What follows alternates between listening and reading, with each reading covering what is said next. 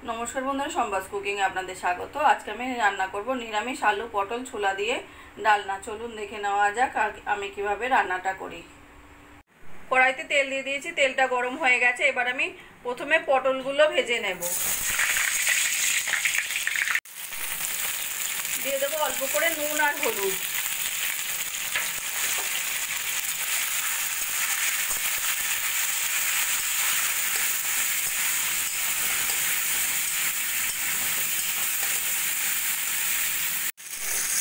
पटल सोनाली करे भेजे निয়েছি। এবার আমি পটলগুলো তুলে রাখবো।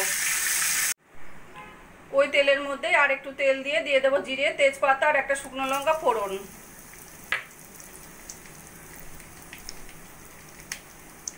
ফোড়ন একটু সোনালি হলে দিয়ে দেব একটা বড় সাইজের আলু, ডুমো ডুমো করে কেটে নিয়েছি, সেই আলুগুলো দিয়ে দেব।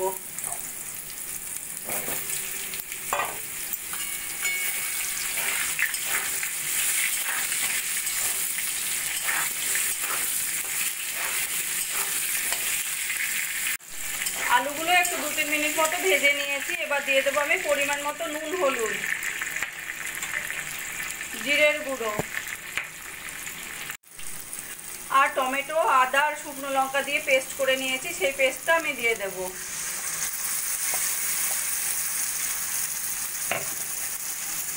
দিয়ে ভালো করে মশলাটা কষিয়ে নেব।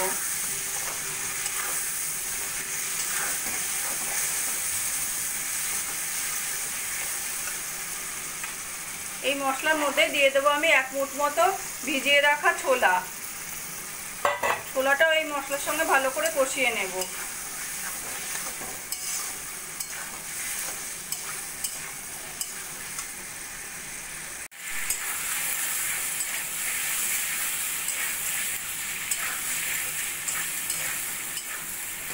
আলু দিয়ে মশলাটা ভালো করে কষিয়ে নিয়েছি। এবার দিয়ে দেব আমি ভেজে রাখা পটল। পটলগুলো ভালো করে মশলার সঙ্গে মিশিয়ে আরো কিছুক্ষণ কষিয়ে নেব।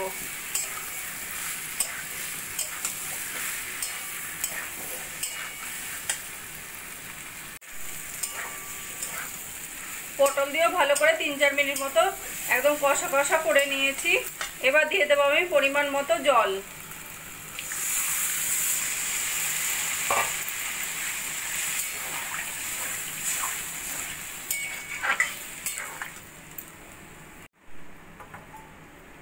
এবার একটা ঢাকা দিয়ে আমি লো ফ্লেমে যতক্ষণ না ভালো করে সিদ্ধ হচ্ছে তরকারিগুলো রান্নাটা করে নেব। ঢাকা দিয়ে 5 থেকে 7 মিনিট মতো রান্না করে নিয়েছি। এবার আমি ঢাকাটা খুলে দেখে নেব।